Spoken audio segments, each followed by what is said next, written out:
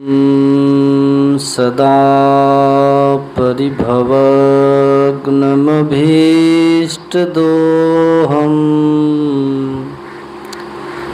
तीर्थास्पदं शिवविरञ्चिनुतं शरण्यं मृत्यार्त्यहं प्रणतपालभवाब्धिपूतं वन्दे महापुरुष ते चरणारविन्दम् धन्य धन्य सद्गुरु सुखद महिमा कही न जाए। जो कुछ कहूँ तुम्हारी कृपा मोते कछु न बसाए।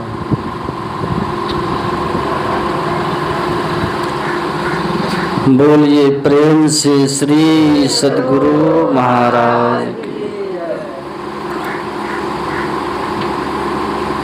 परमाराध्य सद्गुरु महाराज के पावन श्री चरणों में कोटिशः नमन। हमारे पूज्य माता जी के चरणों में नमन। उपस्थित परमादरणीय सत्संग प्रेमी महानुभावों, धर्मानुरागिनी पूजनीय माताओं एवं धर्मशिला बहनों,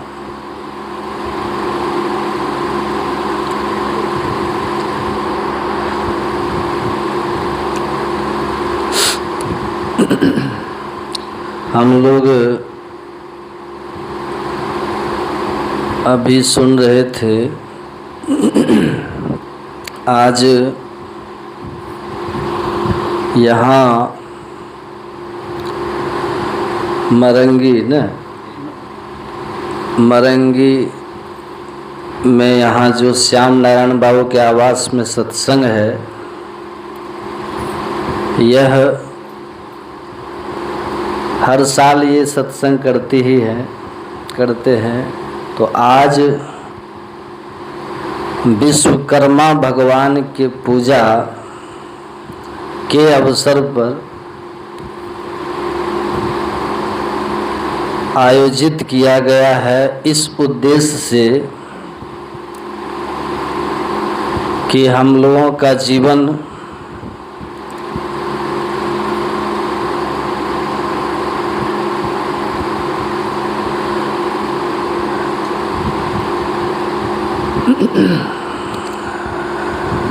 यह उत्तरोत्तर हम लोग का जीवन आध्यात्मिक की ओर हो, इहलोक परलोक बने। गुरु महाराज की कृपा से ऐसा ही हो और हम प्रार्थना करते हैं कि यह उद्देश्य जो इन लोग का है वो गुरु महाराज पूरा करें, जिस उद्देश्य से इन्होंने यहाँ सत्संग किया। धर्मात्माओं के पास धन होता है तो वो धर्म में लगता है, धर्म की वृद्धि होती है और धनात् धर्म ततः सुखम। धर्म में जब धन का उपयोग होता है तो वह सुख शांति हमारे जीवन में लेकर आता है।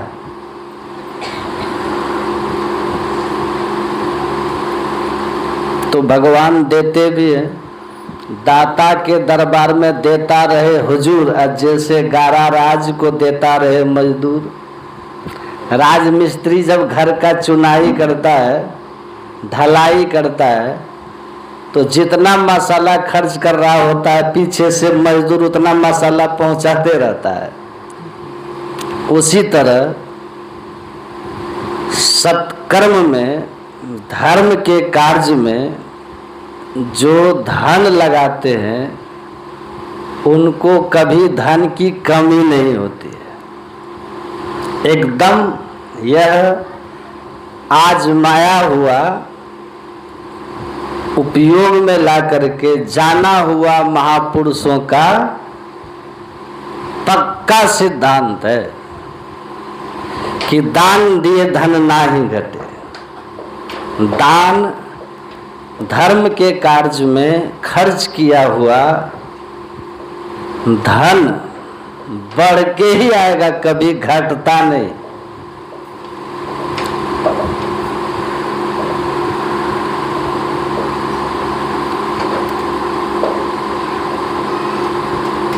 एक सज्जन सुना रहे थे कि आज से 10 साल पहले, 10-11 साल पहले हमारे पास पैसों की ऐसी स्थिति थी कि 50,000 रुपया भी जरूरत पर किसी से हमें लेना पड़ गया था। कोई सुना रहे थे बाबा को, लेकिन गुरु महाराज की कृपा से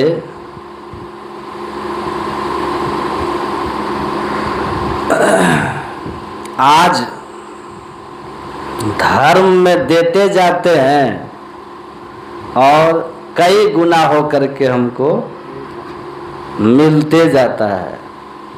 आज 10-20 लाख रुपया दान कर देना हमारे लिए छोटी बात है और हम करते भी हैं। 10 सालों में गुरु की कृपा का प्रभाव देखिए।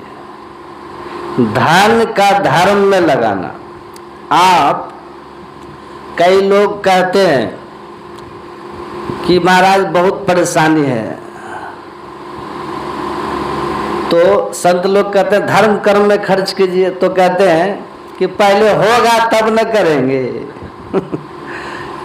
ऐसा दुनिया में कोई सिद्धांत नहीं बना कि बिना खेत में बीज डाले बढ़ के रिटर्न हो जाए। हुआ है? आप पहले खेत में फेंको तब न रिटर्न होगा।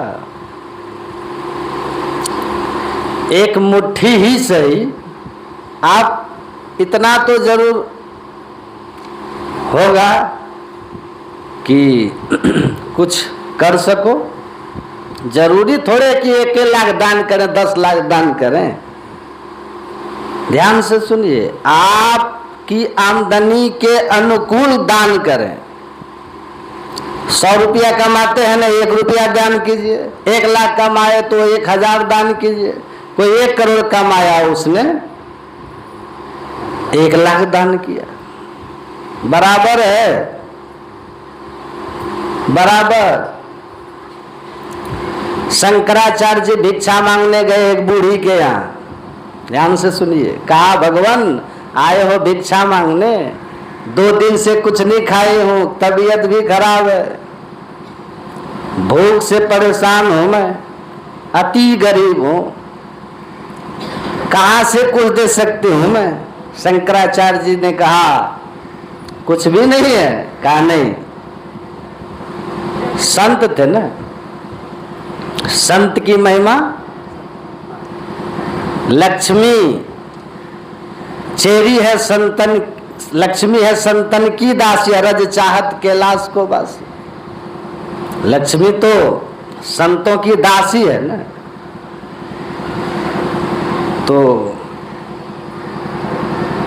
शंकराचार्य जी महाराज ने देखने लगे कि कुछ है कि नहीं। तो देखते हैं कि एक सूखा आंवला है, कहीं से लाए थे, सूख गया था। बोले भाई ये सूखा हुआ आंवला है, तो भाई इसको क्या करना? यही उठा के हमको दे दीजिए। सूखा बूढ़ी माता जी अपने हाथ से वही उठा करके शंकराचार्य को दे देते और शंकराचार्य उसको ले करके ग्रहण करते। सूखा हुआ आंवला ही था। और आप लोग समझ सकते हैं, आप लोग समझ सकते हैं जिस संत के भोजन करने से 33 कोटि देवता तृप्त हो जाते हों, उस संत ने उसका दिया हुआ वो सूखा आंवला खाए, उसमें कोई स्वाद नहीं था, हाँ, उसको खाने का कोई अर्थ नहीं था, लेकिन संत हृदय नवनीत समाना कहा कवि ने कही निज प्रताप द्रवय सुपुनीता पर द्रवय संत सुपुनीता। दूसरों के दुख को देख करके संत द्रवित हो जाते हैं और संत सारे दुख परित लागी परित के लिए दुख उठाते है ना, परित के लिए दुख उठाते हैं।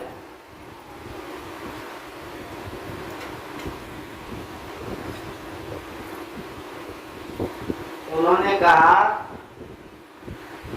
कि अब तो इसने दान कर दिया है, बड़ी माता जी ने सूखा आंवला ही सही, देखिए ध्यान से सुनिए, सूखा आंवला उनके पास था। देखिए एक आदमी गंगा किनारे बैठा था और चावल होता है ना, चावल का आटा ले गया था, चावल का आटा होता है, थोड़ा सा गुड़ था और मन में सोच रहा था कि कुछ इसमें से कुछ गंगा माता को चढ़ा देते हैं। फिर मन में होता था कि एक तो है ही कम, इसमें से चढ़ा देंगे तो ऐसे आधा पेट भर रहा है, कुछ दे दिए तो और कम में रह जाए, तो ठीक नहीं है चढ़ाना। गंगा मैया को ऐसे ही कर देते हैं, गंगा मैया बस जिससे मूर्ति पर लोग चढ़ा के उठा लेते हैं, सब नहीं उठा लेते हैं, सब उठा लिया चढ़ा के। हनुमान जी को एक आदमी कहा कि आप हमारा काम कर दें, मदद किया हनुमान जी से एक आदमी की मिठाई चढ़ाएंगे, कपड़ा भी चढ़ाएंगे, 500 रुपया भी चढ़ाएंगे। एक आदमी ने कहा हनुमान जी को, हनुमान जी की कृपा से उनका काम हो गया। तो गए पति पत्नी और बेटा को लेके गए मंदिर, हनुमान जी को चढ़ा दिया। और चढ़ाने के बाद बेटा जो है, पत्नी है सब वहाँ है, तो पत्नी कहती है कि आप ही मेरे असली पिता है, माता जब पिता तो आप ही मेरे असली पिता है। हम आपके घर आए और अब आपके घर से हम लौट रहे हैं, तो बेटी को खा लिए विदा दीजिएगा, बेटी को कुछ बेटी को देंगे तब न, तो ससुराल वाले हम पर कटाक्ष करेंगे, तो कुछ दे देते हैं, हनुमान जी को कहते हैं, तो हम कपड़ा रख लेते हैं, बेटी को कपड़ा के साथ विदा करना चाहिए। तो कहा कि ठीक है। तो अब उसका वो बेटा क्या कहता है कि नाती भी आया है तो थोड़ा इस पर भी ध्यान दीजिए।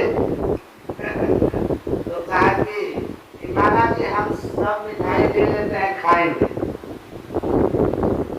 नाना के घर से नाती को मिठाई तो मिलना चाहिए ना, तो मिठाई ले लिया। अब वो मिठाई ले लिया, अब बेटी को मिल गया, नाती को भी मिल गया।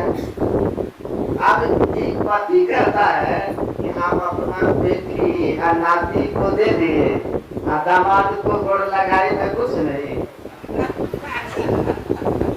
तो कुछ दामाद का भी ख्याल कीजिए, प्रणाम करके गाय गोड़ लगाई में ये हम सब रख लेते हैं। सब लेके चला गया, कपड़ा भी, पैसा भी और मिठाई। देखिए चढ़ाने के पहले बात सोच रहा है कि देख लीजिए यही चढ़ावा है, या दान करके व्यवस्था लगा ली है कि हम ले लें। देखिए ये था, तो ये सब दान मतलब जितना आप श्रद्धा भक्ति से समर्पण किए हैं वही दान। शंकराचार्य जी जैसे उसको खाए, आंवला को, सूखा होता है। तो लक्ष्मी जी की कृपा से उसमें कहानी में कि लक्ष्मी जी की कृपा से उसका घर पूरी तरह धन धान से भर गए। तो देखिए धन धर्म में लगता है तो बढ़ता भी है, पवित्र भी होता है, और क्या घर में सुख शांति भी लाता है और कई पीढ़ियों तक चलता है। बेईमानी से कमाया हुआ जो धन है ना, वो घर में अशांति, शरीर में रोग व्याधि, मन में व्याकुलता, और क्या पीढ़ी दर पीढ़ी नहीं बढ़ती। आप कमाए, अगली पीढ़ी उसको नहीं तो उसकी अगली पीढ़ी को जीरो पर आउट लुटा देगा। तो देखिए धन धर्म में सबको लगाना चाहिए। यहाँ देखिए सत्संग का आयोजन हो रहा है, व्यवस्था की गई है ना। धन तो लगता है, इन सब में धन लगता है, खिलान भी होता है, श्रद्धा और प्रेम से किया जाता है। तो स्वाभाविक है कि धन सुख भी लाएगा और समृद्धि भी लाएगा। ये धन जो लगा तो भगवान विश्वकर्मा की पूजा वे सब लोग करते हैं जिनके पास कुछ भी यांत्रिक चीज है, मशीनरी चीज है। तो जिनके यहाँ भी मशीनरी चीजें होती हैं वो सब पूजा करते हैं आज विश्वकर्मा भगवान। तो लोगों में मान्यता भी है कि विश्वकर्मा देवताओं के इंजीनियर हैं, है कि नहीं? मान्यता है कि नहीं? लोक मान्यता ये है जो काम धरती के इंजीनियर लोग महीनों में नहीं कर सकते, विश्वकर्मा भगवान चुटकी में करते है ना, तुरंत बना के खड़ा कर देते। स्वर्ग में जितना निर्माण कार्य होता है कौन करते? सब विश्वकर्मा भगवान करते। लोग ऐसा मानते हैं, शास्त्रों में भी है। लेकिन जब भगवान विश्वकर्मा का स्तुति पढ़िएगा ना शास्त्र में तो आपको समझ में आएगा। बच्चा घटे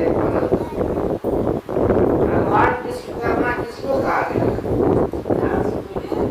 न ब्रह्मा न विष्णु च न च अन्य देवता, एक एव भवेत् विश्वकर्मा विश्वादि देवता।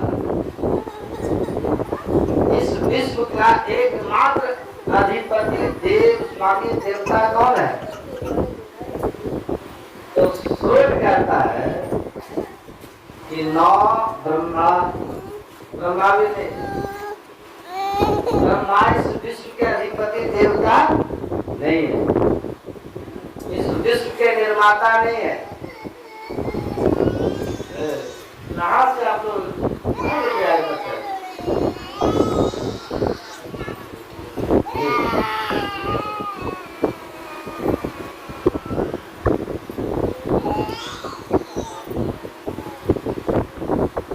श्री सद्गुरु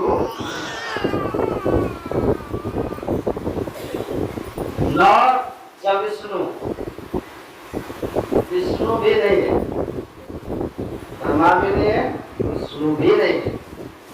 न च विष्णु न रुद्र अन्य देवता, न रुद्र या कोई दूसरा देवता, भगवान शंकर भी नहीं, या कोई दूसरा देव भी नहीं। मतलब इस विश्व की रचना करने वाले, विश्व के अधिपति, विश्व में एकमात्र पूज्य न ब्रह्मा जी है, न विष्णु भगवान है, न रुद्र है, न शिव है, और न कोई अन्य देवता है। एक भवित विश्वकर्मा, एकमात्र विश्वकर्मा देवताओं के देव है, संसार के अधिपति स्वामी है, जिन संसार को बनाने वाले हैं वे ही पूजनीय। आप सोच सबसे श्रेष्ठ अवस्था में विश्व को बनाने वाला विश्व का देवता कौन है? विश्व का अधिपति कौन है? परमात्मा। इस विश्व को किसने बनाया? जब दुनिया नहीं थी, केवल परमात्मा ही थे, तो परमात्मा में मौज हुई को हम बहुत श्याम एक हूँ बहुत हो जाऊं। परमात्मा की मौज में एक आदेश हुआ, एक कंप हुआ, और आगे पीछे सो करे जो बढ़े ना हो, एक शब्द ऐसा किया ऐसा शब्द छोड़, एक मौज से ही एक शब्द हुआ, शब्द का कंप हुआ, और शब्द में परमात्मा की ये भाव थी कि मैं अकेला हूँ अनेक हो जाऊं, और ऐसा संकल्प होते ही पूरा का पूरा विश्व ब्रह्मांड क्षणमात्र में बन के खड़ा हो गया, क्षणमात्र में बन के खड़ा हो गया। इसीलिए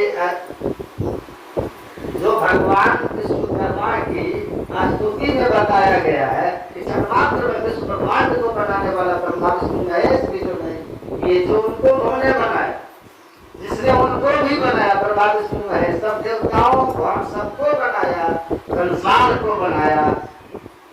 जब जग में कर तुम देखे हारे दिए सब न जावन निहारे, देव न जाने मरम तुम्हारे, और तुम्हें को जान निहारे। जो ब्रह्मा विष्णु महेश को भी नचाते हैं, और उसका अर्थ कैसा है?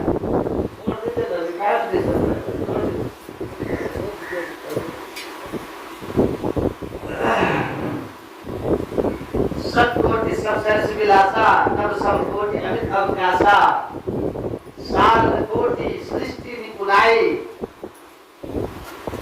यदि समकोटि सारद कोटि समचतुराई, यदि समकोटि सृष्टि निपुणाई, विष्णु कोटि सम पालन करता, रुद्र कोटि सम सत्संगहर्ता। कैसे है परमात्मा विश्वकर्मा, विश्व को निर्माण करने वाले बनाने वाले? तो कहा कि 100 करोड़ कामदेव से ज्यादा सुंदर, इतना सुंदर कि उनके जैसा कोई सुंदर नहीं। और क्या, भगवान इंद्र से 100 करोड़ के समान भोग में सामर्थ्य, 100 करोड़ ऐसे आकाश को भर के, इससे भी बड़े, ये एक आकाश है, ऐसे 100 करोड़ आकाश, कितना होगा? बुद्धि चकरा जाएगी। इसीलिए कहा बिनु विश्वास भक्ति नहीं। इस आकाश को देखिए, ऐसा 100 करोड़ आकाश। इसीलिए शास्त्र में लिखा है कि परमात्मा को जानने के लिए सबसे पहले आपको विश्वास करना। और यूरोप के सबसे बड़े एक हुए दार्शनिक को आस्तिक दार्शनिक थे। नास्तिक तो बहुत हुए जो ईश्वर पर विश्वास करने वाले, मतलब उसको आस्तिक कहते हैं। उन्होंने लिखा ईश्वर को जानने के लिए आपको 3 बात पर विश्वास करना चाहिए। पहला, परमात्मा इंद्रियों का विषय नहीं है। पहला, किसी इंद्रिय से, आँख का नाक से, मनोबुद्धि से, अहंकार से आप उसको नहीं जानते। दूसरी बात, जिसको आप सब इंद्रियों से नहीं जान सकते, उस पर आपको विश्वास करना, श्रद्धा रखनी। वो वाणी का विषय नहीं, वो तर्क के परे है। हाँ, अतर्क बुद्धि मन वाणी मत हमार असुरो भवानी। भगवान शंकर, माता पार्वती जिसे कहते हैं परमात्मा राम, बुद्धि और तर्क की परिधि से परे, तर्क की परिधि से परे हैं। तर्क परमात्मा को नहीं जान सकता। आप बताइए, आपको कार में बिजली है कि नहीं, इसको जानने के लिए आपको क्या करना होगा? उस तार से कनेक्शन करना होगा किसी बल्ब का, पंखे का, माइक का, और तब उस बिजली का प्रभाव प्रकट होता है कि नहीं? अगर आप तार को काट करके और उसमें बिजली ढूंढिएगा तो काटते ही बिजली गायब हो जाएगी। बिजली तार को काट करके तार में बिजली नहीं ढूंढी जा सकती। बिजली के प्रभाव को आप बिजली से जोड़ करके आप जान सकते। सोने की गलती मत कीजिएगा, सोने की गलती नहीं। देखिए, आप लोग भी देखे होंगे, बिजली छू करके नहीं जानना, उसके प्रभाव को जानने के लिए यंत्र बने, जैसे काट करके कार को चीर फाड़ करके कोई बिजली नहीं पा सकता। उसी तरह शास्त्रों में लिखा है, हर किसी कैची है परमात्मा को जैसे चलाओगे परमात्मा तो निरुपम उपमान राम समान राम निगम वर्ग के लिए कोई न कोई उसका उपमा चाहिए, इसके समान, इसके similar to this, similar to that. लेकिन परमात्मा के जैसा कोई है ही नहीं तो उदाहरण कहां से आएगा? तर्क कैसे काम करेगा? सुने ना, एक सूरदास किसी गांव में गए थे, कभी जीवन में खीर नहीं खाया था सूरदास। वो सूरदास नहीं, संत सूरदास नहीं, मतलब उनको आंख नहीं था, वो वाले सूरदास। तो घर वाले ने कहा, महाराज जी आप पधारे हैं, आपके स्वागत के लिए हम आज खीर बनाए। खीर क्या होता है? खीर क्या महाराज? दूध से बनता है, सफेद रंग का होता है, दूध चावल चीनी डाल के बनाते हैं, उसमें कुछ क्या कहते हैं, सफेद रंग का। क्या कैसा सफेद? यहाँ बगुला जैसा। तो ये सूरदास को क्या मालूम कि बगुला कैसा होता है? तो कहा कि बगुला जैसा। कहा बगुला कैसा होता है? तो घर वाले ने क्या किया कि हाँ, बगुला का आकार कैसे बना दिया और सूरदास जी का हाथ पकड़ के ऐसे कंधा पर से लिया कि महाराज बगुला ऐसा होता है। ये कैसा होता है? सफेद। किसके जैसा? तो बगुला जैसा। बगुला कैसा होता है? इस तरह का। सूरदास जी उठे, अपना झोला थैला समेटे, हमारे सर पर अरे महाराज कहाँ भाग रहे हैं? यहाँ बेवकूफ बना रहे हैं। ऐसा खीर मुंह में जाकर अटक जाएगा, हम मर नहीं जाएंगे। बताओ। तो शुरू हुआ था खीर का, सूरदास को खीर समझाने में। आज सूरदास खीर मैंने समझा बगुला। समझ गए? तो संत लोग यही कहते हैं कि आप जिस अवस्था में है ना, ये अंधकार की अवस्था है, चरममय दृष्टि में, आँख आपकी बंद है जिससे आप परमात्मा को समझ सके।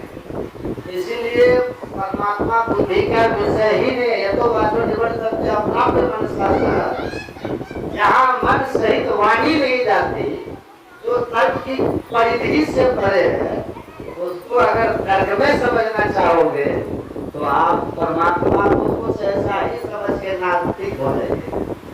समझ गए? आप नास्तिक हो जाएगा, परमात्मा नहीं। देखिए, ईश्वर में आस्था। और महाराज, हमारे सतगुरु महाराज क्या कहते हैं कि आप स्कूल गए थे, टीचर ने कहा तो आप उसको माने कि नहीं?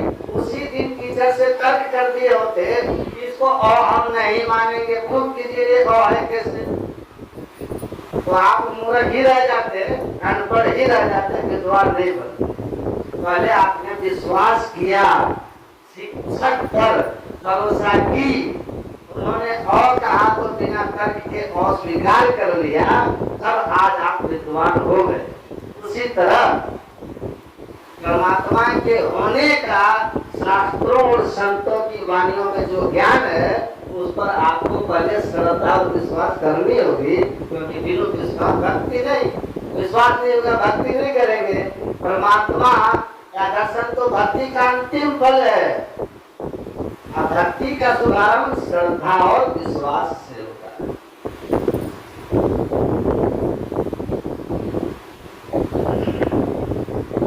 तो परमात्मा को हम जान सके, एक मौत से उसने ये संपूर्ण विश्व की रचना कर दी। वो जब खुश हो जाएंगे ना परमात्मा जब खुश हो जाएंगे तो सकल काम आपका सिद्ध हो जाएगा, कुछ भी नहीं रुकेगा। तो भगवान का स्वरूप आया कि 100 करोड़ विष्णु जितना पालन करने के सामर्थ्य रखते उतना 100 करोड़ सृष्टि की निपुणाई में जितना एक ब्रह्मा चतुर है उतना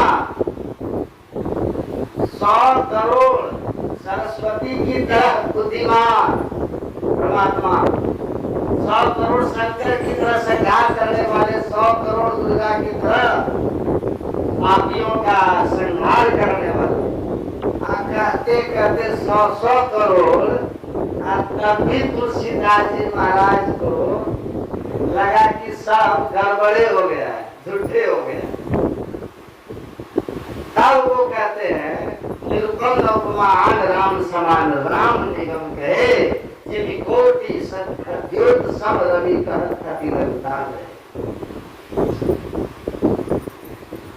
कहते हैं इतना 100 करोड़ 100 करोड़ 100 करोड़ ब्रह्मा, 100 करोड़ विष्णु के समान, 100 करोड़ दुर्गा के समान, 100 करोड़ इंद्र के समान, 100 करोड़ सरस्वती के समान, 100 करोड़ काल के समान कहते कहते और तब कहे कि इतना भी कह रहे हैं ये भी सही नहीं, ये भी सही नहीं। निरुपम न उपमान राम समान, राम परमात्मा के समान केवल परमात्मा ही, उनके समान कोई दूसरा नहीं है। ये 100 करोड़ ब्रह्मा विष्णु के समान जो हम बताए, ये भी उदाहरण ऐसा ही है। मानो कोई पूछे कि सूरज में कितना प्रकाश है, तो कोई ये कहे 100 करोड़ जुगनू के समान सूर्य का प्रकाश है। तो 100 करोड़ जुगनू अगर एक साथ अपना प्रकाश छोड़ दे तो चंद्रमा के समान मिलेगा, सूरज की तो बात ही छोड़ दे। ऐसा भी कहना सूर्य का अपमान ही है, सूर्य को लघु करके ही देखना है। तो कैसा, तो यह उपमा भी सही नहीं है। राम के समान राम ही है, दूसरा कोई नहीं है। एक विद्यार्थी था, सुनिएगा ध्यान, विद्यार्थी था, परीक्षा दिया, रिजल्ट आया, रिपोर्ट कार्ड नहीं आता है घर में, तो माँ बाप समझाते थे कि बेटा लगन से पढ़ना, ध्यान लगा के पढ़ना, मोबाइल से थोड़ा कम प्रेम रखना, नहीं कहते, दोस्तों से थोड़ा कम गपशप रखना। याद रखिएगा आप लोग भी, 0 से 3 साल तक बच्चा पर सबसे ज्यादा अनुकरण की शक्ति होती है। उस समय माता पिता या परिवार के लोग जो कुछ करते हैं एकदम चित्त में, एकदम सेट में।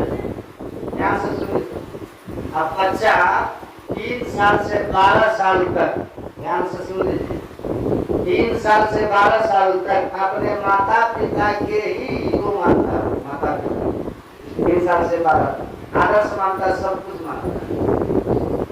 13 से 20-19 साल तक, ये मनोविज्ञान का रिसर्च है, 13 से 19 साल तक उसके जीवन में सबसे ज्यादा महत्व उनके दोस्तों का होता है। उस समय वो दोस्तों को ज्यादा महत्व देता, उनके विचारों को ज्यादा महत्व देता, स्वतंत्रता की बड़ी चाह होती है। उस समय दोस्तों के विरुद्ध में कुछ बोलिएगा ना तो माँ बाप को भी दुश्मन मानता, बिगड़ने की पूरी संभावना का उम्र है। उस उस 13 से 18 19 साल तक अगर बच्चे को आप ठीक आपने संभाल कर लिया तो उसको कोई धरती पर नहीं बिगाड़ सकेगा, संग दोष से वो नहीं बिगड़ेगा। ऐसा सज्जन हो जाएगा ना, कह रही कहे ना, कह रही उत्तम प्रकृति का कर सकत कुसंग, चंदन विष व्यापक नहीं लिप्त हर भोजन। ऐसा उच्च संस्कार से विचार का होगा वो कि गलत लोगों के संग में जाएगा तो उनको भी सही कर दे, उनके संग से वो गलत नहीं हो। लेकिन अगर इस समय आपने उस पर ध्यान नहीं दिया, परवरिश नहीं किया और इस समय मारने पर बहुत बड़ी प्रतिक्रिया आती है, याद रखिएगा विद्रोह हो जाएगा। बहुत है ना, सावधानी का होता है, प्रेम से समझा बुझा करके उसको संस्कार डालना है। इसलिए कहा इस समय बालक 5 वर्षान 10 वर्षान विद्यालय प्राप्त शिशोडश वर्षे पुत्र पितला एकदम मित्र भाव में उसको बन करके समझा बुझा करके उसका पालन पोषण कीजिए। अम्मा ये सब दिन भर मोबाइल पर झूठे बोलते रहेंगे, उसका निंदा शिकार करते रहेंगे तो कुछ होगा? बाल बच्चा देखते नहीं है क्या? तो क्या समझे? तो यहाँ जैसे खाने का समय खत्म हुआ, मोबाइल भी अच्छा देखते हैं, बहुत कम लगता है मोबाइल में, रिचार्ज कराओ सब पूरा फुल खानदान देखते हैं, वीडियो कॉलिंग जितना रिश्तेदार है सबको फोन लगाते रहे। आजकल तो बढ़िया सिस्टम है, एक साथ मीटिंग करते रहिए, कॉन्फ्रेंस कॉल करके अपने अपने विचार दे रहे हैं, उठपटांग फालतू बच्चा सब देखता है सुनता है, उस पर खराब असर पड़ता है। तो ये सब भी जान लीजिए, बाद में बिगड़ जाता है। माँ बाप क्या कहते हैं, बिगड़ गया बाबा, हमने कोई कमी नहीं की। गौर से देखिए, कमी वहीं से थी। क्यों? पहला गुरु है माता पिता, पहला गुरु तो माता पिता ही होते हैं, उनका सबसे ज्यादा असर बच्चे पर पड़ता है। इसलिए ध्यान रखिएगा सब। तो बच्चा बिगड़ा हुआ था, समझे क्या हुआ? रिपोर्ट कार्ड लेके आया, जब लेके आता था तो उसके पिटने लगता था, इतना पढ़ाए इतना कुछ किए, नंबर इतना कम थे। उस बार रिपोर्ट कार्ड लेके आया तो रिपोर्ट कार्ड तो हाथ से बनता है, 90% करके ले आया। पिताजी ने देखा कि तुम्हारा 90%, 3 साल से तो लगातार फेल हो रहे हो, इस बार 90% क्या करेगा? आया होगा 9 नंबर आया होगा, आया है 9% आया है 9 नंबर, लगा दिया है 0, कितना हो गया? 90 हो गया। 9 लाया है 0 ये लगाया है, 90 कर दिया। बोला कि नहीं पापा हम नहीं लगाए, आप पापा विश्वास कीजिए हम 0 नहीं लगाए, पापा एकदम ठीक है पापा 90 है पापा। अरे पीटा, पीट करके कहा कि इतना मारे तो तुम बोल जाने रहा है सच, बोलो कि हाँ हम 0 लगाए हैं। कहा कोई कसम दिलवा लीजिए पापा आप 0 नहीं लगाए। ले गया, ले जाकर के होगा तो गुरु महाराज के पास या किसी देवता के मंदिर का घर में, कहा कि देवता के सामने खड़े होकर कसम खाओ कि हम 0 नहीं लगाए हैं, अगर हम झूठ नहीं बोल रहे हैं नहीं तो इससे हमको बहुत बुरा फल मिलेगा। या पापा हम सामने खड़े होकर के भगवान को साक्षी मानकर कसम खा रहे हैं कि हम अगर 0 लगाए होंगे मार्कशीट में तो हमको पूरा फल मिलेगा। आप भोगेंगे बहुत दुख। बाप चला गया, फिर भी विश्वास नहीं हुआ बेटा पे, मिला ही नहीं सकता है, चला गया, छोड़ भागा। माँ बोली बेटा, कहा बेटा ऐसा क्यों किया? तुम 90% तो नहीं ला सकते, हम भी जानते हैं। पिताजी के सामने मार खा ही लिया था तो अब सच स्वीकार कर लेता, कर देता। क्यों झूठा कसम खा लिया बेटा? क्या मम्मी हम झूठा कसम नहीं खा रहे हैं? क्या तो तुम्हारा 90% गया जो बोल दिया कि हम 0 नहीं लगा रहे हैं? क्या मम्मी हम 9 लगा रहे थे, हम 9 लगा रहे हैं। तो कसम खाने में क्या लगा? आया था 0, जिसे 9 लगा के 90 कर दिया था। बाप मांगना लगाया था कि 9 0 लगा दिया, 90 कर दिया। बेटा 0 में 9 लगाया, समझ गए?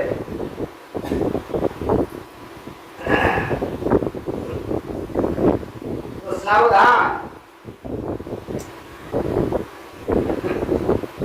तो कभी कोई कसम खा रहा हो ना तो देख लीजिएगा, अगर को पीछे से लगाया तो पिछला वाला भी पूछिएगा कि ये भी बता ही तो बेटा ऐसा ही है कि नहीं है।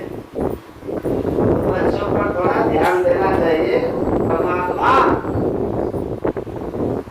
की भक्ति करके और हमको सुख शांति मिलती है। विश्वकर्मा भगवान की पूजा, ईश्वर की पूजा और गुरु महाराज की पूजा, सत्संग क्या है? यही सत्संग निधान श्री रंग भवन ज्ञान शरण सुधारी।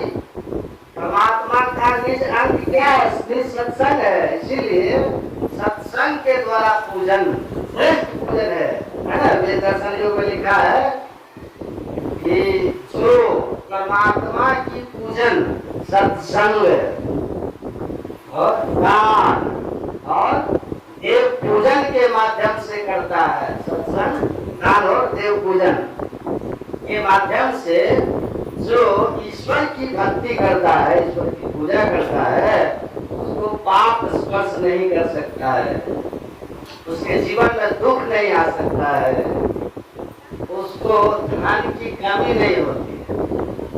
सुन रहे हो? चौथा उसको सदगति होती है।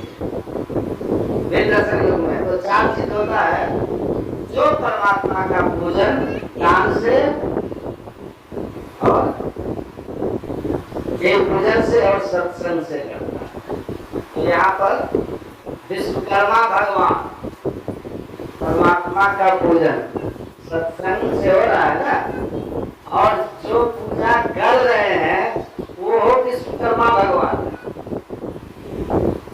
आप लोग जानते हैं ना शंकर, उसका असली नाम क्या है? विश्वेश्वर। विश्वकर्मा और उसको विश्वकर्मा, विश्व जो ईश्वर विश्वेश्वर। तो विश्व का भगवान कौन है? तो यही बोले थे सृष्टि की रचना करने वाले कौन है? विश्वकर्मा। तो हम हमारे जो यहाँ सत्संग करा रहे हैं उनका नाम क्या है? श्याम नारायण। 2 बार भगवान का नाम है, पहले है श्याम, दूसरे बार नारायण। जो परमात्मा का निजंग है सत्संग, परमात्मा आगे गुरु महाराज कर रहे दान। तो यहाँ जो व्यवस्था हो गई है, ये माइक लगा है, जो भी छप्पर लगाए हैं, पड़ता होता है, खर्च नहीं हो रहा है। आप लोग समझ ही गए हैं कि दान भी मिलने वाला है, बुलाया गवा है कि नहीं? तो दान भी मिल जाए, दान भी। और तीसरी बात क्या है? देव पूजन। तो सबसे बड़ा देवता कौन है देव पूजन में? जिसका पूजन हो रहा कौन है? प्रथम देव गुरुदेव जगत में और न दूजो देवा। और गुरु पूजे सब देवन पूजे, गुरु सेवा सब सेवा। गुरु महाराज की पूजा होती है। ईश्वर है, विश्वकर्मा ही तो है। दयानंद ने जब अपमान किया तो अपनी सभा में चाणक्य को, तो चाणक्य ने क्या कहा? कहा कि तुम राजा हो लेकिन मैं गुरु हूँ। तुम गुरु की ताकत को नहीं जानते हो। गुरु के हाथ में निर्माण और प्रलय दोनों होता है। निर्माण और प्रलय दोनों होता है। जिस शिष्य पर इनकी कृपा दृष्टि हो जाए उसको तो कोई भी कुछ नहीं बिगाड़ सकता। और भगवान शिव ने स्वयं अपने मुखारबिंद से मां पार्वती से कहा है कि शिव रुष्टे गुरु स्नाता गुरु रुष्टे न कश्चन। हे देवी, मैं 3 लोक का संहार करता शिव अगर किसी चीज पर रुच हो जाऊं और गुरु का वो शरण में चला जाए, गुरु को प्रसन्न कर ले, तो मैं भी उसका पाल बांका नहीं कर सकता। गुरु के शरण में शिष्य इतना सुरक्षित होता है। अभी तो गुरु महाराज ने कहा, देवी देव समस्त पूर्ण ब्रह्म परम प्रभु गुरु में करे निवास, कहते हैं संत सब। तो गुरु पूजे सब देवन पूजे, गुरु सेवा सब सेवा। इसको ठीक ठीक आप लोग समझ लीजिए। आप जब एक निष्ठ रहिएगा ना, एक निष्ठ, तो आपका कोई अनिष्ट कर ही नहीं सकता। जो शिष्य एक निष्ठ होता है उसका कोई अनिष्ट नहीं कर सकता। और गुरु के प्रति एक निष्ठा जिसके अंदर आ गई कोई हिला सकता है। महाभारत में भगवान कृष्ण युद्ध काल के बाद गए हैं, तो रास्ते में जब राजस्थान के जंगलों से निकल रहे द्वारकापुरी जाने के लिए भगवान कृष्ण, तो बीच में उत्तंग ऋषि का आश्रम था जहाँ वो जाते हैं उनके दर्शन के लिए।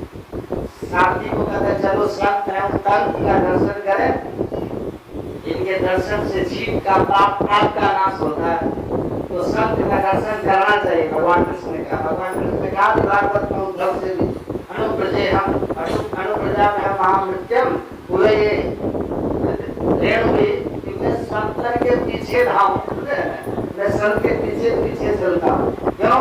उनके चरण धूलि में इतनी सामर्थ होती है, उनके चरण से स्पर्श किया हुआ धूल इतना प्रभाव होता है मतलब कि वो उड़ करके शरीर पर पड़ जाता है। तो इस नर्तन धारण करके जो कुछ भी हमसे कर्म बनता है उन मानव द्वारा किए हुए पाप कर्मों को नाश कर देता है।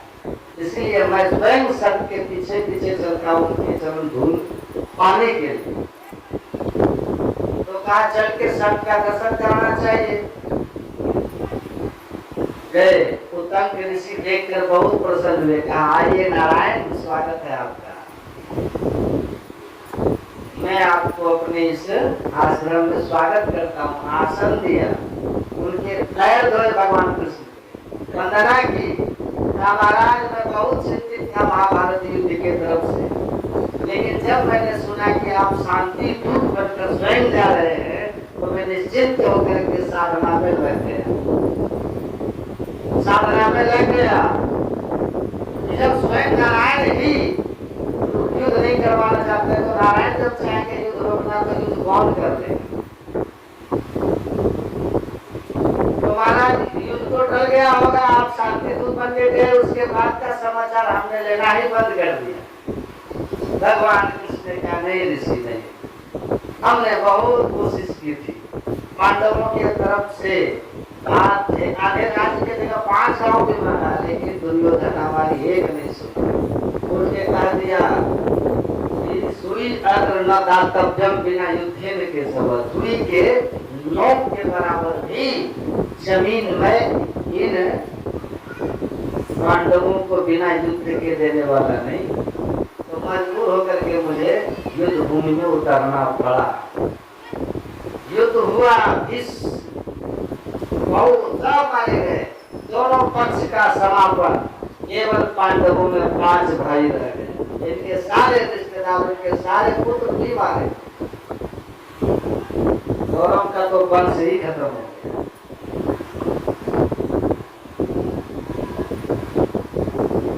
कहा कि सब समाप्त।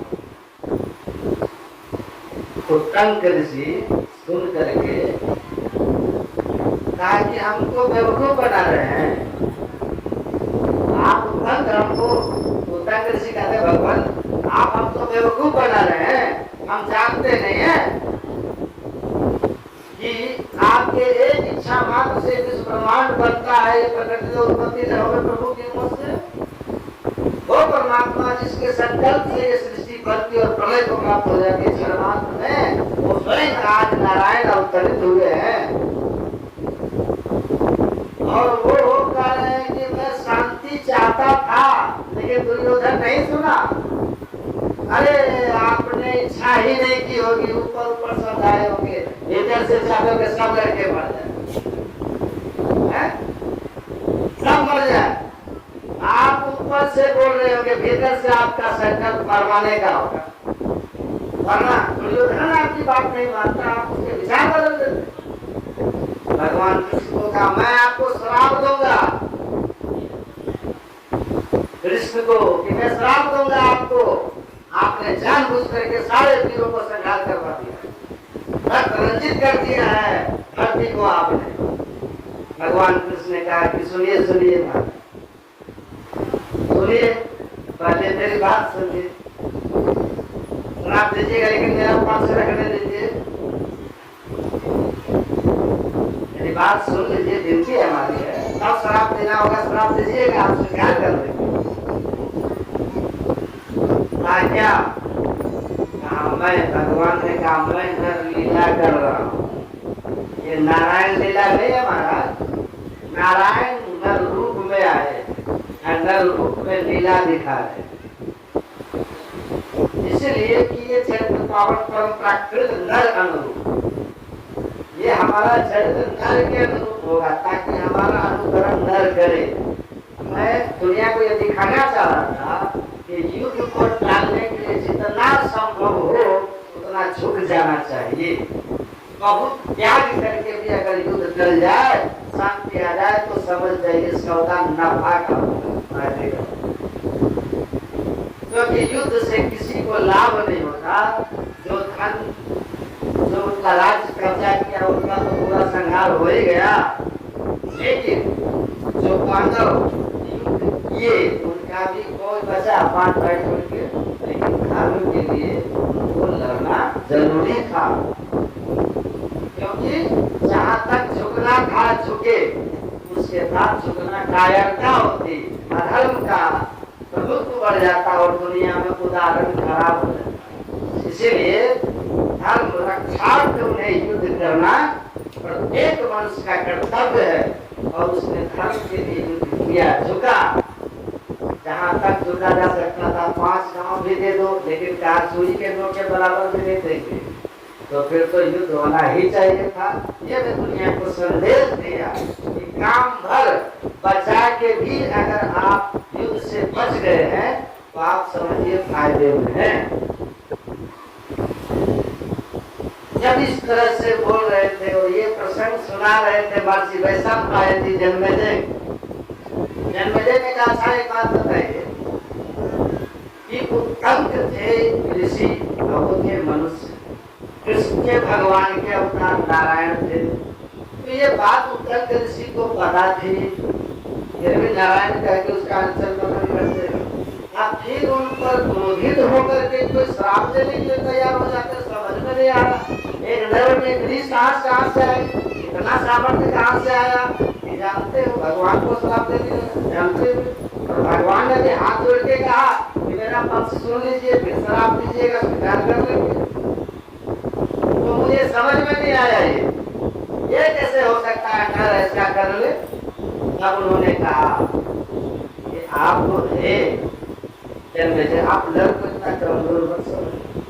प्रत्येक नर में नारायण छिपा होता है। जो नर अपने गुरु की युक्ति से अपने हृदय स्थित नारायण को प्रत्यक्ष कर लेता है, उसमें नारायण की शक्ति आ जाती है, और जो नारायण बन गया उसकी महिमा को नर नारायण भी संसार में प्रतिष्ठापित करने के लिए, स्थापित करने के लिए अपने आप को उनके सामने निम्न दिखाते हैं। तभी राम ने, भगवान राम ने माता सबरी से कहा था, सातम श्रम वही मैं जगह देखा, मोते अधिक संत कर लेखा, मोते अधिक संत कर लेखा। एक आदमी कहते हैं आके कि आप लोग भगवान को नहीं मानते हैं। बोले हाँ तब मानते नहीं, भगवान ने का तो उपदेश कर रहे हैं, ईश्वर भक्ति संत के मन से क्या प्रचार होता है? ज्ञान योग युक्त ईश्वर भक्ति। एक परमात्मा है, परम पुरुष परमात्मा है, अनादि अनंत सत्ता है, जो सृष्टि को निर्माण किया, संचालन और संहार करता है। वो प्रकृति के कण कण में भरकर प्रकृति से परे है। ऐसे आकाश करुण आकाश को भर के इससे भी प्रकृति पार प्रभु परमात्मा इस सब को भर के इससे परे हो गया। उसी अनंत परमात्मा की अनुभूति के लिए तो हम लोग उपदेश करते हैं। आप भगवान को नहीं मानते तो क्या नहीं, मेरा मतलब ये भगवान राम कृष्ण हम बोले खूब मानते हैं, परम भक्त है भगवान राम के, कृष्ण के परम भक्त है। तो कहता है कि भक्त भगवान के परम है, फोटो लगाते हैं गुरु जी के अपना। हम बोले भगवान भक्त कौन है? सुनिए, भगवान राम ने कहा वही भक्त हमको प्रिय है, मम अनुशासन माने जो मेरा अनुशासन मानता है। तो हम भगवान श्री राम कृष्ण के अनुशासन को मानते हैं। उन्होंने ही कहा शासन सब महिमा जग देखा मोसे अधिक संत कर लेगा। गुरु परमात्मा सेवा तीसरी भक्ति है, हमारे संत को हमसे बढ़कर जानो और गुरु की सेवा करना ये हमारी भक्ति है। सेवा गुरु की करोगे, भक्ति हमारी होगी। यथा गुरु तथा विसर, यथा विसर तथा गुरु, पूजनीय महाभक्तियों ना भेदो विद्यते रहना। एक वेद में लिखा है, जैसे सत सदगुरु है वैसे परमात्मा है, जैसे परमात्मा वैसे सत सदगुरु है। भक्त को चाहिए कि अपने गुरु को ईश्वर का रूप सगुण साकार रूप मान करके उनका पूजन अर्पण करे। तो भगवान स्वयं कहते हैं अनंत स्वरूप, अनंत का सगुण साकार विग्रह सत सदगुरु होते हैं। तो भगवान की बात हम मान करके संत को भगवान से विशेष मानते हैं। और ये जान लीजिए, सदगुरु की कृपा होती है ना तो परमात्मा भी मिलते हैं। तो जो परमात्मा दे सकते हैं परमात्मा वो सदगुरु है। भगवान ने क्या कहा कि मैं सदगुरु के रूप में आकर के, सदगुरु के रूप में आकर के मैं जो कल्याण भक्त का करता हूँ वैसा कल्याण किसी और रूप में नहीं कर पाता। इसलिए गुरु रूप मेरा सबसे पावरफुल श्रेष्ठ पूजनीय रूप, इसलिए भगवान की पूजा सब शास्त्रों में लिखा है गुरु की। भगवान कृष्ण अर्जुन को नहीं कहा करते परिपस्मेन सेवया उपदेक्षित ज्ञान ज्ञाने तो तत्वदर्शिना। अर्जुन अगर मुझे तत्व स्वरूप को जानना चाहते हो, मेरे अनंत स्वरूप को जानना चाहते हो, तत्वदर्शी गुरु के पास जाओ, पूजन अर्चन बंधन करो, कृपा करेंगे और तब तुम उनकी बधाई युक्ति से मुझ अनंत परमात्मा को जान पाओ। इसीलिए पूजा सब केवल पूजा, तो सत्संग, गान और देव पूजन, गुरु पूजन, सर्वश्रेष्ठ देव पूजा गुरु पूजा है। तीनों के माध्यम से यहाँ भगवान की पूजा हो रही है, विश्वकर्मा का पूजा हो रहा है। तो सर्वश्रेष्ठ पूजा है ये। जीवन इसीलिए मिला है कि मिलु जगदीश मिलन की दरिया कार्य देश परमात्मा से मिलने की सत्संग में यही ज्ञान सुधार होगा। राम भगत जन सुरसरी धारा सर से ब्रह्म विचार प्रचारा निषेध में कलिबल हरणी कर्म कथा कर्म कथा राम के सगुण लीलाओं का वर्णन करना ये गंगा की धारा है। परमात्मा के निर्गुण निराकार सर्वव्यापक और सर्वव्यापकता के बड़े जो स्वरूप है उसका वर्णन करना ये सरस्वती की धारा है। और जो कर्म नहीं करना चाहिए, जो कर्म करना चाहिए, विधि निषेध कर्मों का वर्णन ये जमुना की धारा। जो चोरी नशा हिंसा व्यभिचार नहीं करना चाहिए, ये निषेध कर्म है। तो एक ईश्वर पर अचल विश्वास पूर्ण भरोसा, उसकी प्राप्ति अपने अंदर में होगी। सदगुरु की निष्कपट सेवा, सत्संग और ध्यान, माता पिता की सेवा, ये तमाम जो विधि कर्म, बड़ों का आदर मान, इन सब बातों का ज्ञान ये जमुना की धारा। और तीनों धाराएं बढ़ती है सत्संग, इस सत्संग में तीनों धाराएं बढ़ती है। चलता फिरता हुआ प्रयाग है मंगल में सत समाधि चलता फिरता हुआ प्रयाग है। प्रयाग में तो श्रद्धा और प्रेम से डुबकी लगाएंगे। स्वामी जी का कहना है साधु समाज त्याग, धर्म अर्थ काम और मोक्ष चारों फल की प्राप्ति हो जाती है। बाहरी सत्य हमारे जीवन में हमको ये ज्ञान, हमको हमारे अंदर ज्ञान देता है, हमारे अंदर सुधार लाता है। बाहरी पाप कर्मों से हम बचते हैं। बाकी दुनिया में इस सोच को छोड़कर, ज्ञान सोच को छोड़ के कोई और सोच कीजिए, होगा क्या करते हैं? ज्ञान सोचा पढ़ते जब आइए जो रमते दरस सब बुला का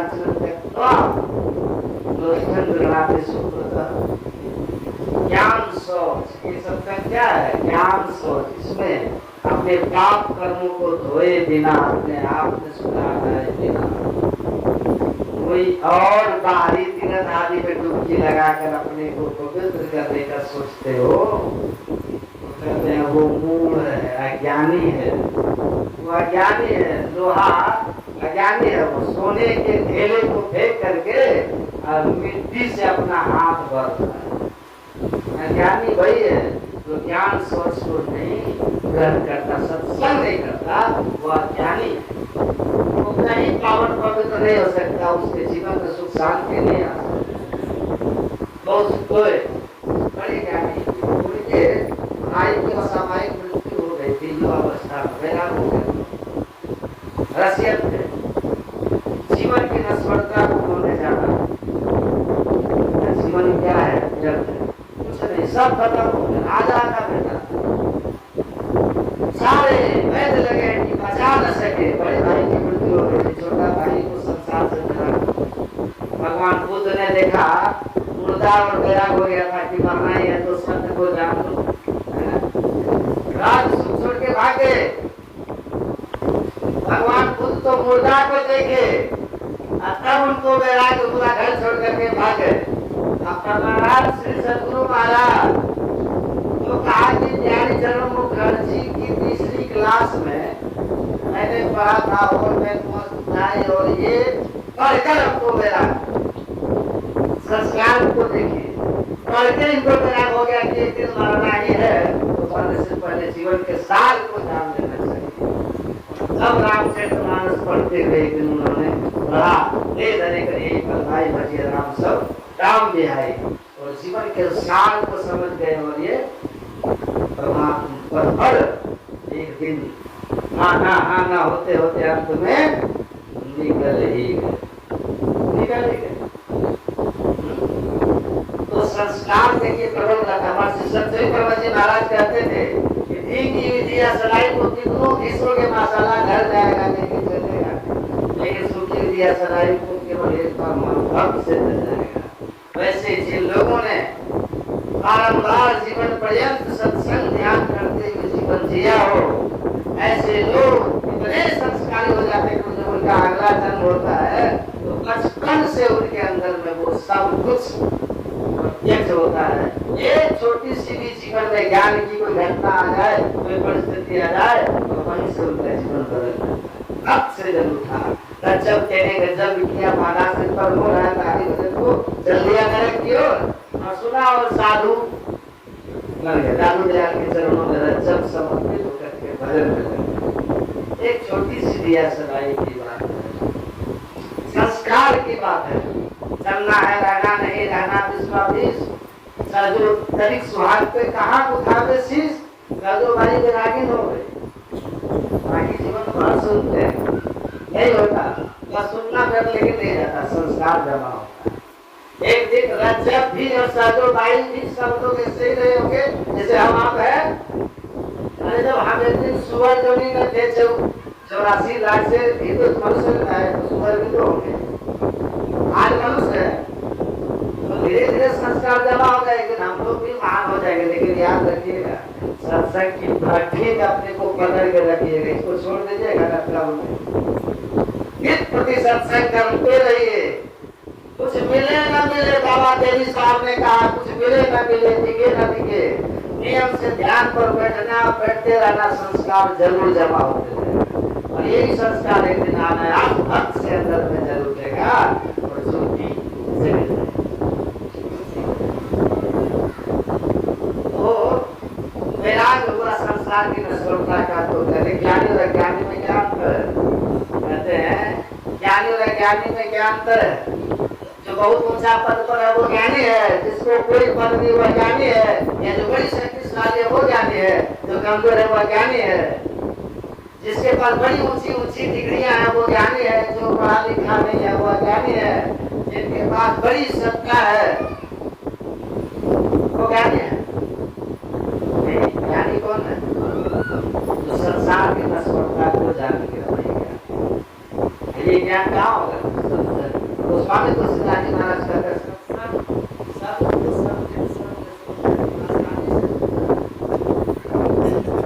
एकदम पूरा इतनी बड़ी शक्का महाराजा धीराज बना हुआ, कहते वो ज्ञानी है? नहीं। जो प्रजा है वो ज्ञानी है? क्या? नहीं। जो अमीर है वो ज्ञानी है, जो गरीब है वो ज्ञानी? कहते हैं नहीं, सबका ज्ञान और ज्ञान से कोई लेना देना नहीं है। झोपड़ी में रहने वाला रविदास के चरण में पीपा जी जैसे राजा को फांसी वाले को जाके झुकना पड़ता है, और मसीह कागज जियो नहीं कलम कहो नहीं हाथ जैसे कबीर के सामने सर्वाजीत जैसे महाविद्वान के चरणों में झुक जाना। तो कहते धन से, पद से, पैसा से, पोस्ट से कोई ज्ञानी नहीं होता। जीत गई पर जीत न पाई। डॉक्टर राजेंद्र प्रसाद के सलाहकार थे, और वो डॉक्टर राजेंद्र प्रसाद उनको अपने साथ विदेश ले जाते थे, क्योंकि वो कई भाषाओं के ज्ञानी। Doctor SC. प्रताप, उनकी पुस्तक है जीत गई पर जीत न पाई।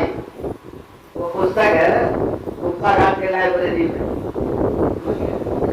वहाँ अभी भी है। कोई दिए थे पुस्तक वहाँ, वो पुस्तक उन्होंने पारायण कर दिया। उसमें वो लिखे हैं, देखिए डॉक्टर एस.सी. प्रताप लिखते हैं, बहुत सारी भाषा वो जानते थे, कई भाषाओं में उन्होंने पीएचडी की डिग्री थी। डॉक्टर राजेंद्र प्रसाद राष्ट्रपति थे, उनके सलाह गुप्ता घाट आश्रम एक बार मैं महर्षि नहीं ब्रह्म से मिलने गया था। मैंने उनसे कई शब्दवाणियों पर उनसे चर्चाएं की। सबकी व्याख्या करते हुए उन्होंने एक शब्द मुझसे कहा, जीवन बीत जाएगा इन शब्दवाणियों को बुद्धि से अर्थ लगाते लगाते, लेकिन न कभी सही अर्थ लगा पाओगे, न कहीं कुछ अनुभव कर पाओगे। अंतिम बात आपको बता देता हूँ। महाराज जी ने कहा, बैठ करके ध्यान करोगे सब ज्ञान अपने अंदर में प्रत्यक्ष हो जाएगा। उनकी बात से वो चिढ़ गए, कहा कई भाषाओं का पीएचडी और राष्ट्रपति का सलाहकार है, और इस तरह से महर्षि जी हमको बता रहे, चिढ़ गए। हमको इस तरह से हमारे ज्ञान को ये छोटा कर रहे हैं। फिर भी मैंने कहा कि आपको सब कुछ प्रत्यक्ष हो गया है, मौन हो गए, मौन हो गए महर्षि। और उसके बाद ध्यान से जाने का हम लोगों को प्रसाद दिए और कहें कि अच्छा ठीक है जाइए। तो साथ में जो लोग थे वो प्रणाम करने लगे, तो मैं भीतर से नहीं चाहते हुए भी लोग लज्जा में इनको प्रणाम किया। पुस्तक में वो लिखे, जैसे ही उसमें बहुत सारे महापुरुषों से जो उनकी मुलाकात हुई थी उनका वर्णन किया। जैसे ही महर्षि ने ब्रह्म जी का मैंने चरण छुआ, इतना जोर का करंट लगा जैसे बिजली का बहुत पावरफुल तार छू दिया हो। मैं बहुत दूर पे गया था, जाकर के दीवार में सर गया। तब महर्षि जी ने मुस्कुराते हुए कहा, मुझे अनुभव है या नहीं, इस बात का अनुभव मैंने आपको करा दिया।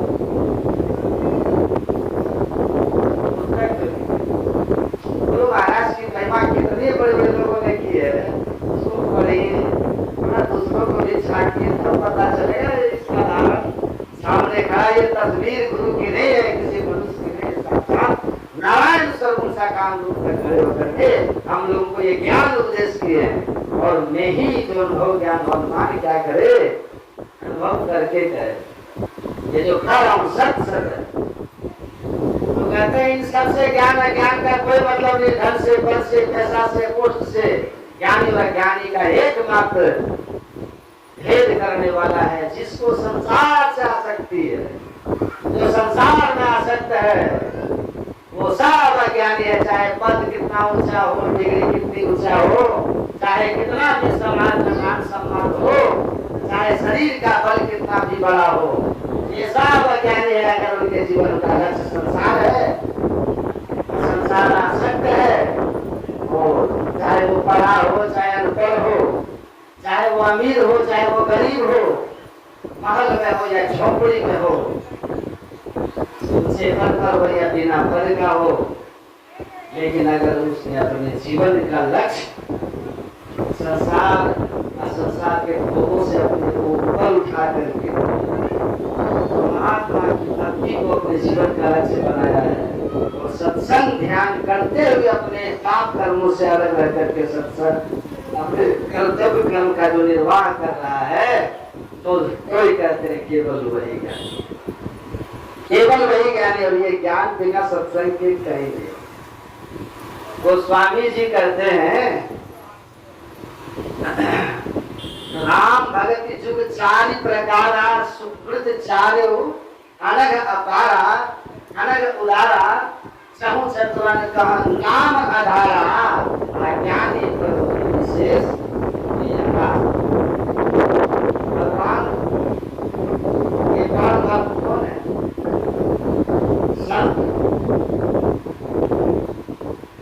सत अवस्था में पहुंचकर स्वयं भगवान की तरह हो गए। गोस्वामी तुलसीदास जी महाराज कहते हैं कि ईश्वर के 4 प्रकार के भक्त हैं। चारों का वर्णन पढ़ते हैं रामायण में। सबसे पहला वर्णन क्या है? सबसे पहला राम जी जब जागहि जोगी, परमारथी प्रपंच नियोगी, सोई ब्रह्म सुख अनुभवै अनुपा, अकथ अनामय नाम न रूपा। यह ज्ञानी भक्त का वर्णन है। ब्रह्म सुख को जो अनुभव कर लिया वह ब्रह्म पद को प्राप्त करके ब्रह्म को जानने वाला ब्रह्म ज्ञानी भक्त है।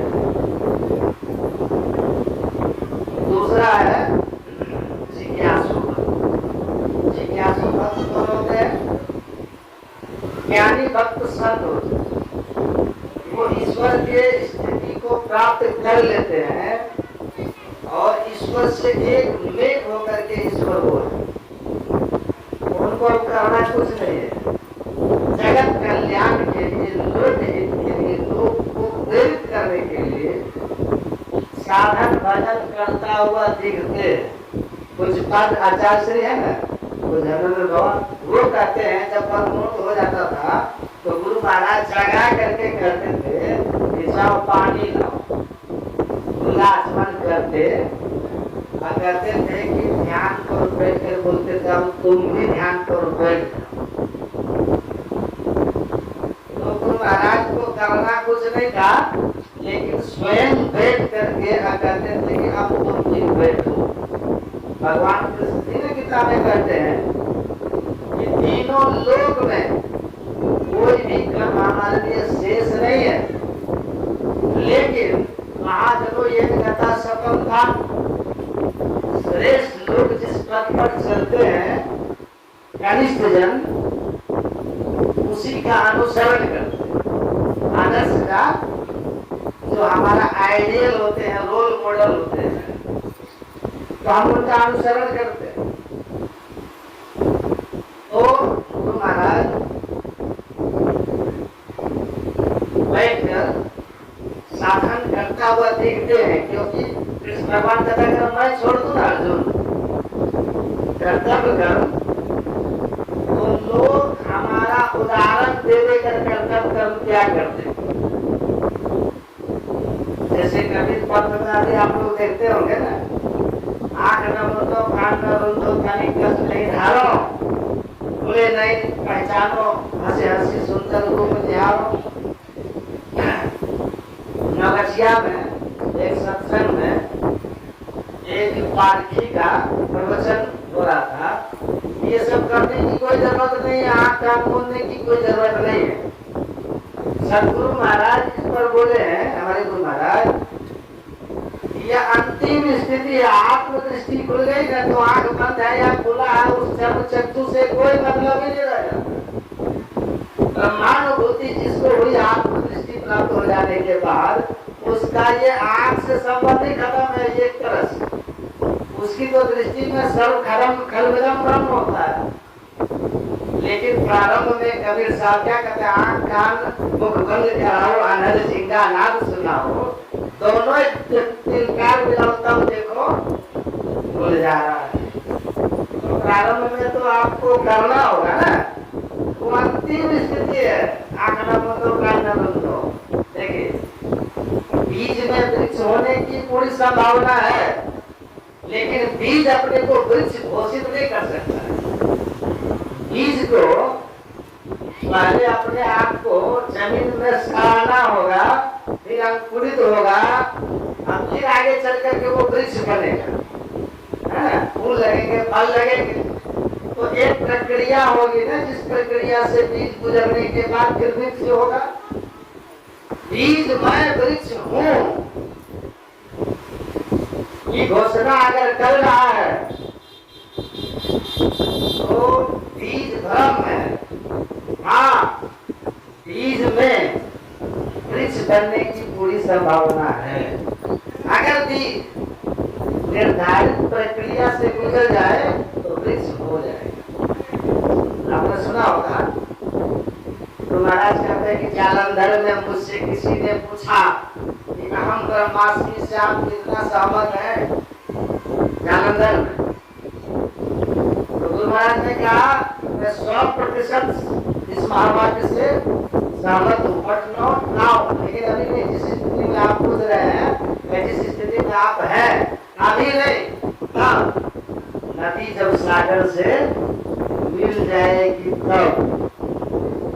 यथा नद्य शब्द माने समुद्रे सम गच्छन्ति नाम रूपे विहाय तथा विद्वान नाम रूपात् मुक्तः परापर पुरुष उपैति दिव्यम।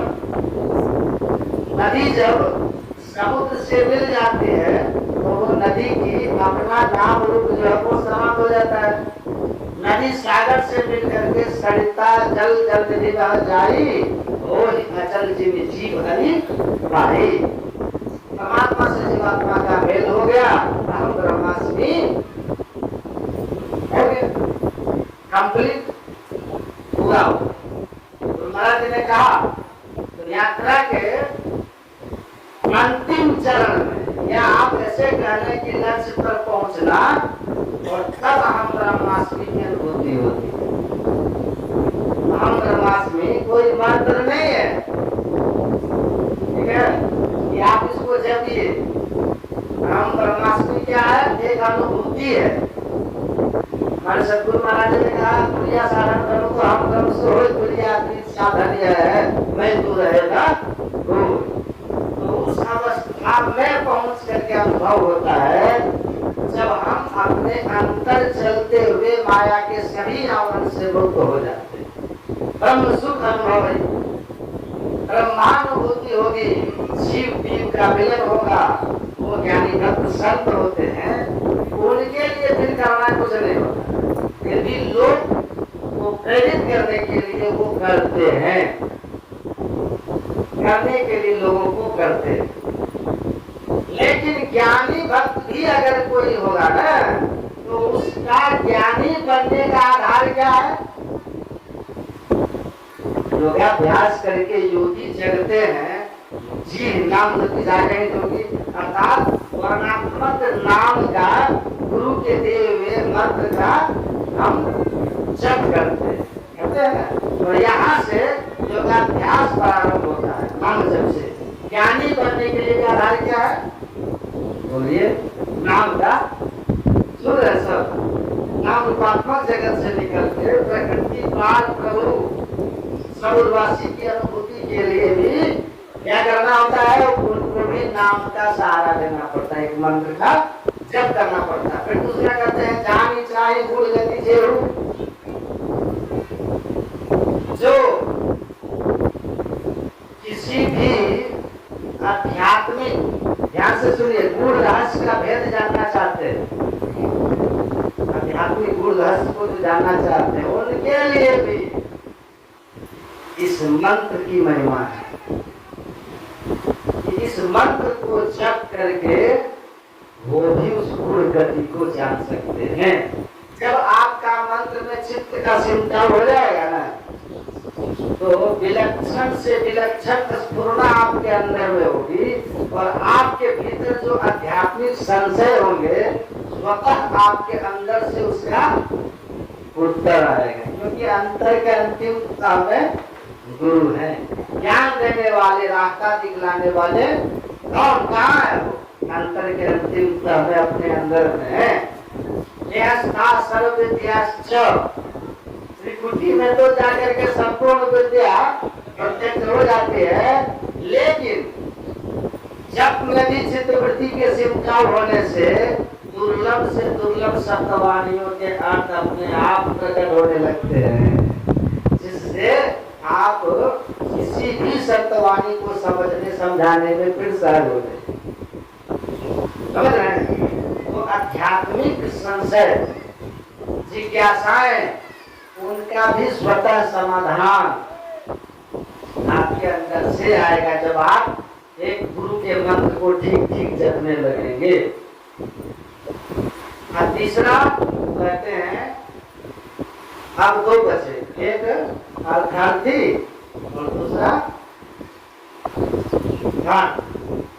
अर्थार्थी का अर्थ होता है जो सांसारिक सुविधाओं के लिए ध्यान सत्संग करते हैं, सब करते हैं, जो सांसारिक सुख सुविधा चाहते हैं। ध्यान से सुन लीजिए, सांसारिक सुख सुविधाओं में संसार की व्यवस्था है और इसके साथ साथ संसार में संस्कृति है, जो चाहते हैं उसके लिए भी कहते हैं ये मंत्र कैसा है,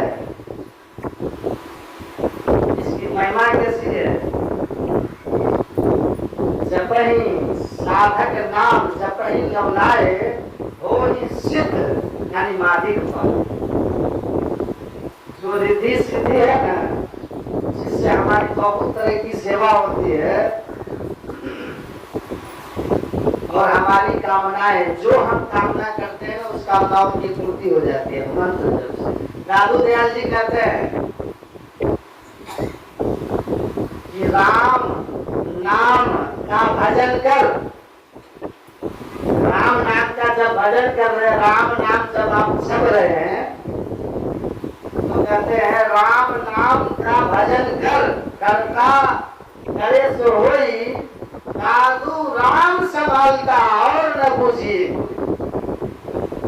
ठाकुर महाराज क्या कहते हैं, गुरु गुरु कल्प विकल्प, गुरु गुरु में ही जप, गुरु जाप जपन साचो तप सकल काज साधनम। अब संसार में आपकी जो भी कार्य है ना रुका हुआ, सारे शुभ कार्य आपके सिद्ध हो जाएंगे। ये कल्प वृक्ष की तरह है गुरु का मंत्र। कल्प वृक्ष के नीचे कहते हैं ना, कुछ मांगो तो पूरा हो जाता है। गुरु महाराज कहते हैं ये गुरु मंत्र जो है ना, ये कल्प वृक्ष है, ये भगवान का जो नाम आप जपते गुरु से लेके, कहते वो कल्प वृक्ष की तरह है। आप जपिए इसको, आपके संसार का कोई काम नहीं रुकेगा। और क्या, संसार की समस्त शुभ कामनाओं की भी आपकी पूर्ति हो जाएगी, अर्थात संसारिक जो मांगे हैं वो भी आपका सिद्ध होगा। साधक जो इस तरह से जपहि नाम जपते हैं तो हो ही सिद्ध अनुमानिक पाए, रिद्धि सिद्धि उनको आ जाती है मंत्र जप से। मैंने कह रहा हूं तो नाम हर क्षण जपते रहना चाहिए गुरु मंत्र। दादू दयाल जी कहते और न पूछिए कोई, दादू राम संभालता। दादू दयाल जी कहते हैं तुम भगवान का भजन करते रहो, चलते फिरते मंत्र का नाम को, गुरु के मंत्र को, आप गुरु मंत्र को चलते फिरते जपते रहिए, बैठ के जपिए, श्रद्धा विश्वास से जपिए। गुरु गुप्त प्रभु गुप्त है, गुरु प्रकट है, एक ही दयाल, हरदम जपो कबू ना तो ये छेड़ेगा ना। हाँ, आप जपिए, कहते हैं दादू राम संभालता। आप जपो, ये मत सोचिए कि हमारे संसार का काम का क्या होगा। एक जगह ध्यानाभ्यास में गया था, वहां सारे साधक से मोबाइल ले लिया गया था। तो हम लोग के लिए तो कोई बात नहीं थी, गृहस्थ लोग परेशान थे ना, घर से बात करने की बीमारी के लोग तो लेके ही बैठ जाते हैं मोबाइल। अब वहाँ सबका मोबाइल चला था, घर बात करने की कोई छूट नहीं थी। वहाँ जो नंबर था आश्रम का, वो कहा जो अपने अपने घर दे दीजिए यहाँ का, इस नंबर पर इमरजेंसी में फोन आएगा। और अंत में जो सब कुछ करने के बाद जो वहाँ आश्रम के संचालक थे ना ध्यानाभ्यास शिविर के, उन्होंने कहा यकीन रख करके जब कीजिए, ध्यान कीजिएगा ना, जब ध्यान करते रहिएगा, जब भी कोई समाचार आएगा तो शुभ समाचार आएगा, शुभ समाचार नहीं। ये समर्पण होकर के मंत्र जपने पर आपका ख्याल रखेंगे परमात्मा, सदगुरु रखेंगे। नानक दादू नाम संभालता, आपका सब काम परमात्मा संभालेंगे। आप मंत्र को संभाल लो, बस आपका वो सब संभाल लेंगे। आप नाम को संभालो, परमात्मा आपका काम संभालो। तो श्रद्धा और विश्वास रख करके जपिए, ठीक है। और चौथा में क्या कहते हैं, जब नाम जन आरत भारी, विजय कुशन कठोरी सुखारी। संसारिक जो हमारे शरीर पर कष्ट लोग आते हैं, देही देवी भौतिक का कहते हैं, ये आंख बंद जो होते हैं ना, द्रौपदी जैसे और सुदामा जैसे विपत्ति में दुख में, उस विपत्ति दुख से बाहर आने के लिए जो परमात्मा का स्मरण करते हैं, तो कहते हैं कि नहीं कुसंकट हो ही सुखारी। उनको भी कुसंकट उनका भी दूर होता है और वो भी सुखी होते हैं। अर्थात आप जो भी हैं, और कामा सर्व कामा मोक्ष कामा उदारणी जितेन भक्ति योजना योजे तब पुरुष परम। नारद जी कहते हैं, चाहे वो निष्काम हो भक्त हो, चाहे वो जिज्ञासु भक्त हो, चाहे वो संसार की कामनाओं वाला भक्त हो, चाहे आत्मभाव वाला भक्त हो, चित्त भक्ति योग अपने हृदय को प्रेम से भर करके और परमात्मा का स्मरण कीजिए।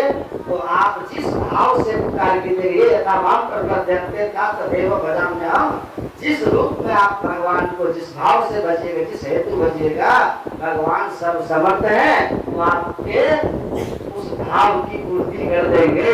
एक निष्ठ होकर के जपना चाहिए। इसलिए तुलसीदास जी कहते हैं, वायु नाम चाल चिंतामणि उड़ करते न कसई हो, अबले रसाने अपना नसई हो। चिंतामणि एक ऐसा मणि है जिसको मिल गया ना, जीवन का चिंता चला गया। वैसे ही गुरु का मंत्र जिसको मिल गया, और इस मंत्र को एकदम जपो वाला स्थिति में अगर जो रहेगा, तो तुझे छेड़ेगा मैं काल, वो एकदम से मुक्त होकर के रहेगा, उसको कोई चिंता नहीं होगी। समर्थ कुर्सी पर खड़े मौकों का है सोचवा को है भाई, आप इनको जपते रहिए तो आपको आपका सब कुछ संभालते रहेंगे। इसीलिए धीरो के बैठो सत्संगवासी, देहु सकल विचारी, जग जीवन गुरु कृपा करी है, ले है सकल समाधि। जग जीवन साफ करके धीर होकर के निश्चित होकर के भजन कीजिए। अब यहाँ निश्चित होकर के भजन कीजिए। जग जीवन गुरु कृपा करी है, सदगुरु महाराज की कृपा है ना, होगी ना, ले है सकल समाधि। घर का भी काम संभाल लेंगे और आपके भीतर का भी सब संभाल करेंगे। इसलिए अंदर बाहर दोनों संभलेगा। आपको भजन करना है, जप करना है, श्रद्धा से विश्वास से इस मंत्र को जो मिला है ना, बस वो अमोलक दी मेरे सदगुरु कृपा कर बनायो, पायो जी में तो नाम रतन धन पायो। तो गुरु की दी इस अनमोल मंत्र को, अनमोल जड़ी को, अनमोल जड़ी है ये। आप इस जड़ी को, इस मंत्र को जपते रहिए और आपका तेरा काल सवेरे सारा। ये ज्ञान बिना सत्संग के नहीं। सत्संग में ये ज्ञान होगा, इसलिए सत्संग से ज्ञान उपजता है, अपने आप में सुधार होता है। और सत्संग सुन करके कई सत्संग गुरु खोज करिए, छुड़िए गुरु सच्चा। सच्चे सदगुरु की पहचान होगी, जहाँ से सच्चे सदयुक्ति मिलेगी, और तब अपने आप का साधन करके उद्धार हो जाता है। तो पहले सत्संग कीजिए और फिर दीक्षा लीजिएगा, तो मिलेगा मंत्र और मानस ध्यान, और तब दृष्टि योग, ज्योति योग, बिंदु ध्यान की विधि में ले गया और इन क्रियाओं को क्रम क्रम से करते मानस जप, मानस ध्यान और शुद्धि। मानस जप, मानस ध्यान से चित्त की शुद्धि होगी, दृष्टि योग से अंधकार मंडल को पार किया जाएगा, प्रकाश में जाओगे और एक माया का पर्दा हटेगा। फिर तब नाद योग की क्रिया करते हुए बजती है 5 9 32 शून्य 1 1 2, एक में चले जाएंगे निज नाद को। केंद्रीय नादों को सुनते हुए स्थूल सूक्ष्म कारण महाकारण चारों जनावरण से निकल करके केवल दशा में आत्मानुभूति क्षेत्र क्षेत्र योग ज्ञानम एतत् ज्ञानम खत्म मम। स्थूल सूक्ष्म कारण महाकारण ये 4 जड़ के क्षेत्र हैं। केवल दशा में 5वां ज्ञानमय क्षेत्र है, शिव रूप है और उन सब के परे निःशब्दम कर्मम पदम है। हम तो प्रभु एक ही होई, दोनों वेद रहे नहीं कोई नहीं, श्याम भी पीले गौ जन बहुरी नहीं पीले।